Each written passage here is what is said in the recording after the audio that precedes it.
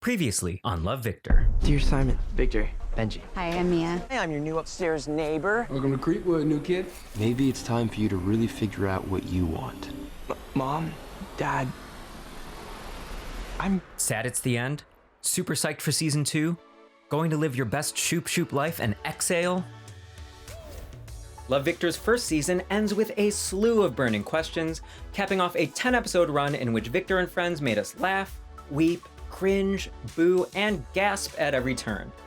While this show always has and always will toe the line between classic and cliché, Spring Fling falls on the oh-so-satisfying side of classic.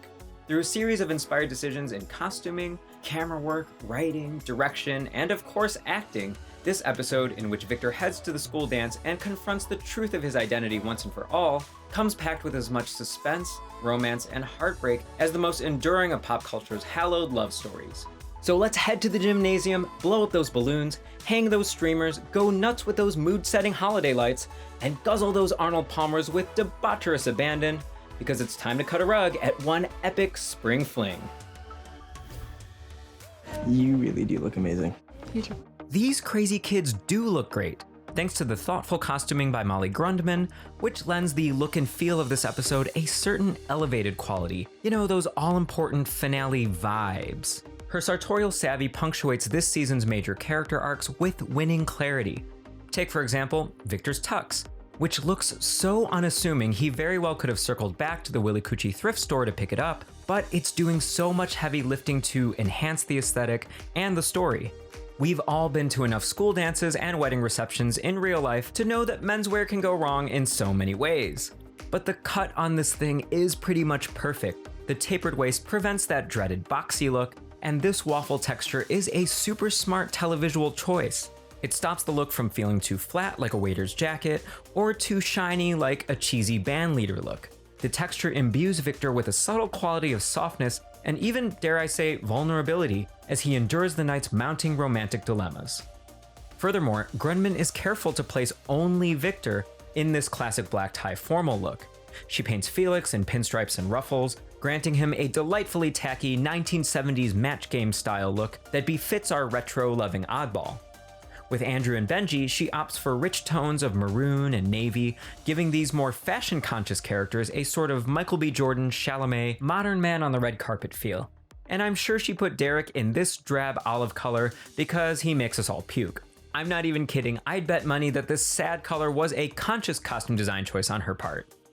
The net effect is that Victor heads into this finale looking every part the dashing romantic hero that this show has spent all season priming him to be. He's rocking some serious Humphrey Bogart, Cary Grant vibes, and by the time he's running around the Creekwood High courtyard in despair, the romance of it all even garners a thriller-esque undertone with shades of Tom Cruise or straight up 007. Consider it the gay male version of every on-screen hetero love story, underpinned with an eye-catching fashion moment. While Grundman outfits our ensemble in smashing head-to-toe ensembles, director Jason Ensler and cinematographer Mark Schwartzbard elevate the blocking and camera work to keep the suspense at an all-time high. The spring fling scenes are staged with a celebratory yet nervous energy to emphasize Victor clinging to his final vestiges of normalcy as various sharks swarm around him, including Detective Inspector Pilar, who's a simple riddle away from uncovering her brother's dalliance with Benji. The midsection of this episode amplifies the tension with every furtive across-the-room glance and every instance of characters entering and exiting each other's orbit with the concise rhythms of a smoothly orchestrated stage play. The gliding camera work even feels like a Diet Coke version of Hollywood's most lavish ensemble-based tension builders. Okay, so Spring Fling isn't exactly the teen rom-com that Robert Altman never made, but with this episode, the show finally begins to approach the handsome production value of Love, Simon, which features more cinematic touches than one might remember.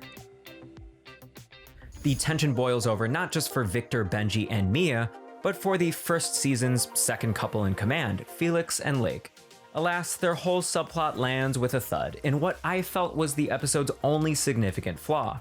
Lake storming the stage to cover for Mia lacked dramatic value as she didn't even know why Mia was MIA. I think it would have added a little grace note of dramatic poignancy if she had seen Mia in tears and only then ran on stage to help her bestie in distress. But that's a minor quibble in comparison to the bigger issue. This subplot turned out to be one big tired cliche, and it doesn't even have the charm to go the self-aware route. This kind of public declaration of love moment, already subverted in Love, Simon, could have used more snarky commentary from the peanut gallery. You know, it's not really required of you to make a speech. To help paper over the groan-inducing tropiness of it all. And as fun as this comic game was, I make my own eyeshadow out of dehydrated beets. I make my own conditioner. I think it was a significant writing error to present Wendy as a bizarro version of Felix, whom Felix just isn't interested in. This too is a tried and true rom-com trope, and can be a comically rich one, highlighting that stubborn truism of human nature that even when two people are compatible as hell, sometimes the heart wants what it wants. The only issue is, Felix and Lake have demonstrated themselves to be way too incompatible at this point, while Felix and Wendy are so simpatico it hurts. Furthermore, I don't buy Felix as the kind of self-torturing character prone to rejecting someone who shares so many of his traits and interests. Of course, my lukewarm feelings about Felix probably weren't helped by Abigail Killmeyer as Wendy and Charlie Hall as Keiynan, both of whom gifted us with comic gold as their hapless characters absorbed the collateral damage of these weird, sad mind games that Felix and Lake kept playing with each other. Killmeyer inserts so much humor and pathos in her few scenes. You won't regret it. But if you do, please don't tell me. My heart aches to think how this night might have ended for her.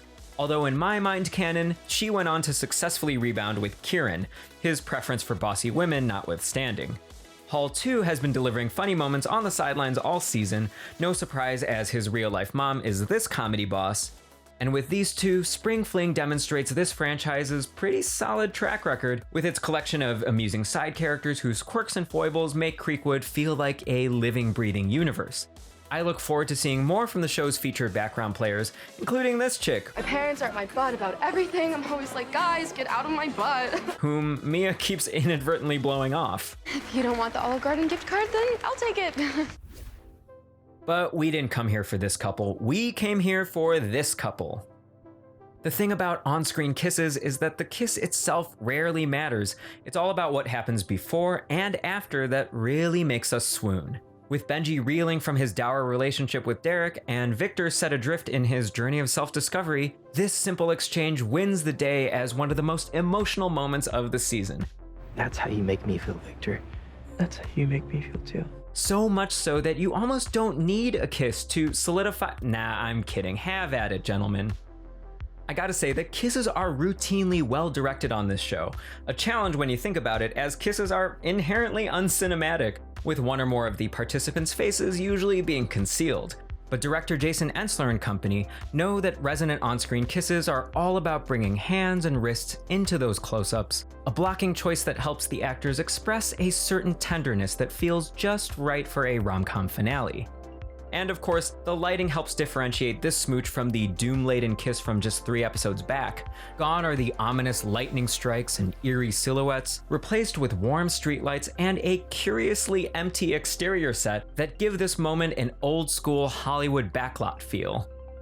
George Sear and Michael Cimino sell not just the build-up and the kiss itself, but also the glow of the aftermath, with Victor staying lost in the kiss for a split second after, not to mention his boyish Wow.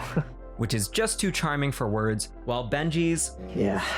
has this thirsty undertone of, oh yeah buddy, there's plenty more where that came from. Also, I'm living for Victor adjusting Benji's hair as a low-key twist on the season-long running gag of Benji tousling his own hair. And these giddy departing looks from Victor make me all warm and fuzzy inside, knowing that the honeymoon phase is gonna endure for quite some time.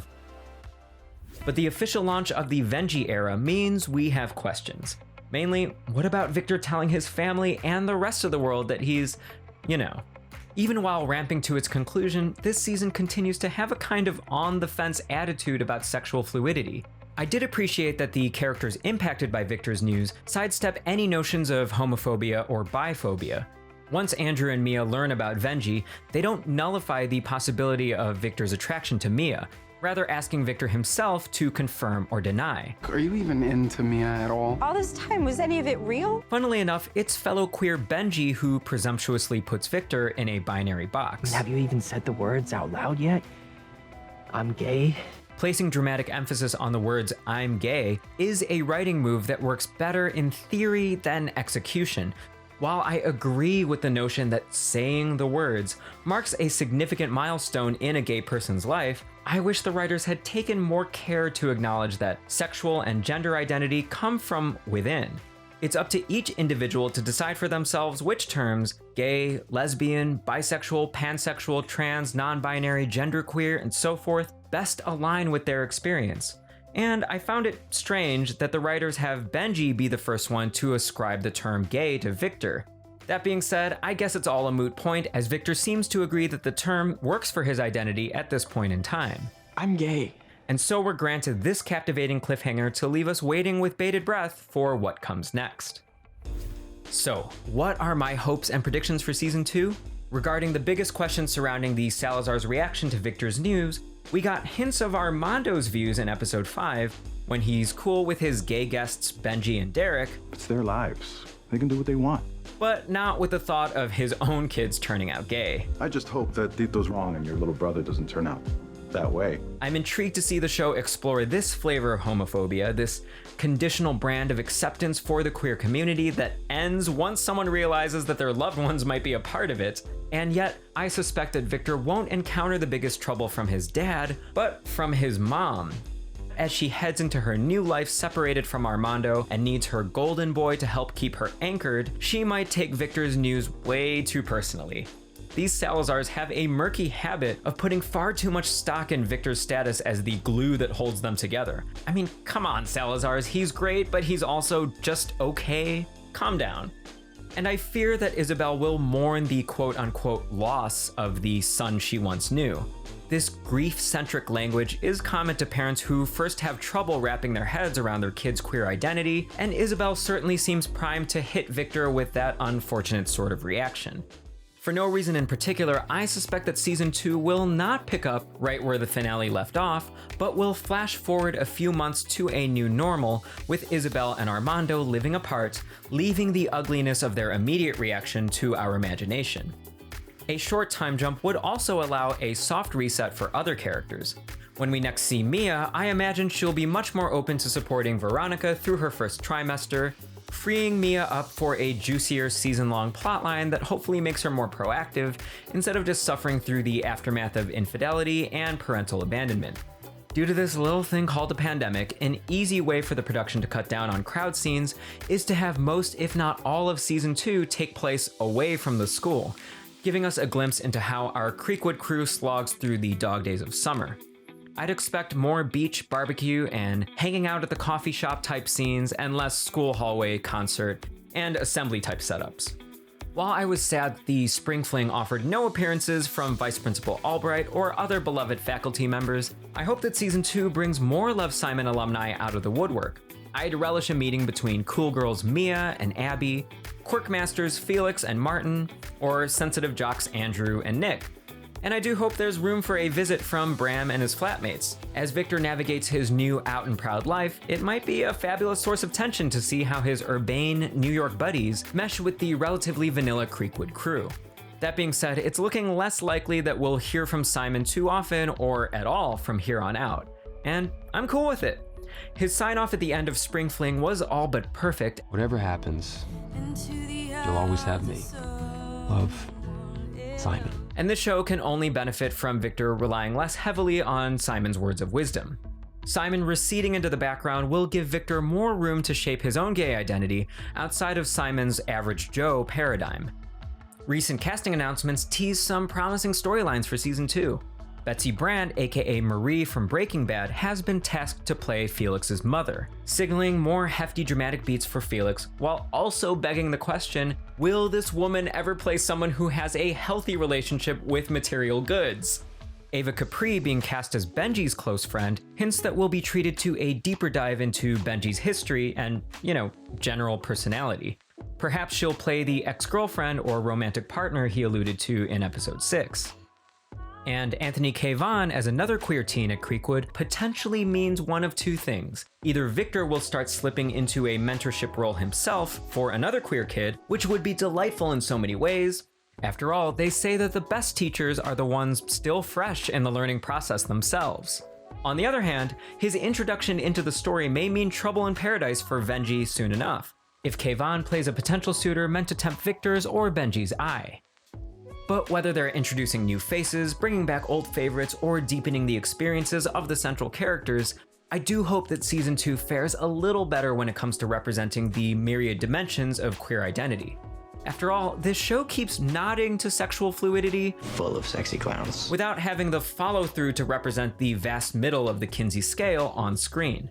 Furthermore, episode 8 showed that Love Victor is only strengthened by exploring the LGBT+ alphabet soup beyond the letter G. And who says that we need new or guest characters to expand queer representation on this show? And if Victor doesn't hook up with you, I will. Yeah, I really wish you'd stop offering that. There's nothing in the rulebook that prevents any of the other central cast of characters from exploring and expanding their sexual identities in future seasons. Come on, you cowards, make Philandrew happen! As for Venji, the newly minted power couple, of course I'm rooting for them, but I'm also rooting for a darn good coming-of-age story. And since Season 1 gave us a fairy tale conclusion, I'd buckle up for a rocky journey with these two that culminates in a breakup by the end of Season 2, similar to how iconic water cooler shows of the past gave us the one true coupling we've always wanted before snatching it away less than a season later. And my final wish for Season 2 is that they apply some much needed spit and polish to these dastardly credits. Come on guys, we live in an age in which opening titles for all genres and all audiences have a baseline level of flair to them. There is no excuse. Overall, I found Love Victor worthy of an obsessive episode-by-episode breakdown because entertainment by, for, and about people with marginalized identities is never just entertainment. As a pleasant comfort food type show, Love Victor ranks high among indelible series like Parks and Rec or Doctor Who, which just feel soothing to throw onto one's laptop screen after a tough day. As a coming-of-age story, it sputters with cornball dialogue and sloppy plotting at some points, but soars with moving performances and poignant story turns at others. And as a work of queer representation, this show feels like a joyful achievement for viewers who've long wished to see gay characters at the center of wish fulfillment narratives. While this Norman Rockwell version of queer life seems poised to continue not just with Love Victor, but with a spate of rom-coms and holiday movies, this growing trend may prove frustrating for audiences who yearn for fuller representation of the LGBT+ community in all its kaleidoscopic glory. All in all, Love Victor isn't a perfect show by any means, but I'm still overcome with gratitude that it exists. I will absolutely be back with more unsolicited thoughts and opinions when Season 2 drops. In the meantime, I'll be doing a deep dive into some of my other favorite pop culture properties, so hit that like button, smash that subscribe button, and absolutely murder that notification bell. Meanwhile, let us know in the comments, what are your hopes and predictions for Season 2? And also, which of these former teen stars should play the parents in future seasons of Love Victor? Ben McKenzie as Lake's waspy dad who's forever holed up in his den, yelling on his phone? Kim Fields as Mia's mom, who tries to make things right with her daughter while also asking Harold to help fund her latest Etsy adventure? Dustin Diamond as Felix's rock star playboy dad who resents what a social outcast his son turned out to be? Or Kerr Smith as Benji's dad, whose stoicism hides a wild side, and maybe a gay side? Vote now!